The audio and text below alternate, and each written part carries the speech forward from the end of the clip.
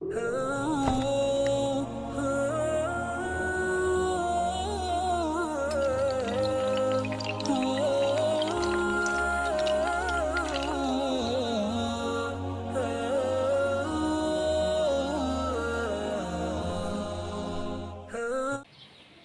محترم بھائیوں اور دوستوں،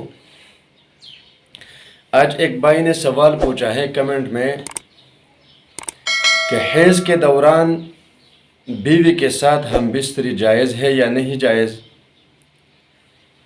تو میرے بھائی، بالکل بھی جائز نہیں ہے۔ اس مسئلے کا بیک گراؤنڈ کچھ اس طرح ہے کہ یہود زمانہ جاہلیت میں عورت سے حیض کے درمیان ایام میں بہت زیادہ نفرت کرتے تھے۔ ایک الگ کمرے میں بند کرتے تھے، نہ کسی سے بات کرتے تھے، نہ کچھ کھاتے تھے اس کے ہاتھ سے، نہ پیتے تھے اس کے ہاتھ سے، نہ جھاڑو پھرواتے تھے، نہ کپڑے دھلواتے تھے، نہ کسی کے سامنے ظاہر کرتے تھے، تو بے انتہا نفرت کرتے تھے۔ اب مشرکین کسی بھی چیز کا خیال نہیں کرتے تھے، وہ ہم بستری بھی کرتے تھے، اس کے ساتھ اٹھتے بیٹھتے بھی تھے۔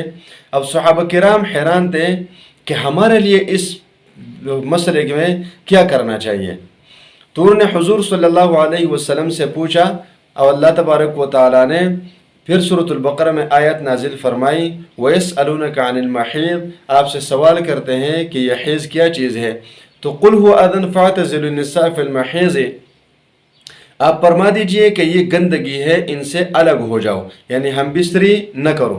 اب میرے بھائیوں اور دوستوں، مسئلہ یہ ہے کہ اس میں کئی خرابیاں اور بھی ہیں۔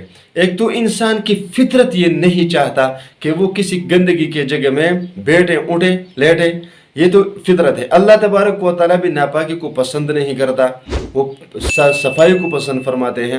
مسلمان انسان کی فطرت بھی یہی ہے کہ وہ گندگی کو پسند نہیں کرتے۔ اب مسئلہ یہ ہے کہ اس میں صحت کے اعتبار سے بھی بہت زیادہ خرابیاں ہیں۔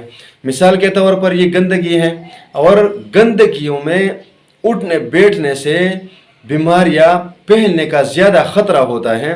تو میرے بھائیوں، اگر کوئی حیض کے ایام میں ہم بستری کرتا ہے تو اس کو کئی قسم کی خطرناک بیماریاں لاحق ہونے کا خطرہ ہوتا ہے۔ مثال کے طور پر آتشک، سوزاک جیسی خطرناک اور موذی بیماریاں۔ اسی طرح عورت کو بھی اور مرد کو بھی یہ بیماریاں لگ سکتی ہے۔ اس کے علاوہ خواتین کو اس وقت تکلیف بھی بہت زیادہ ہوتی ہے ہم بستری سے۔ تو اس لیے اللہ تبارک و تعالیٰ نے اس گندگی کے ایام میں ہم بستر کو منع فرمایا ہے۔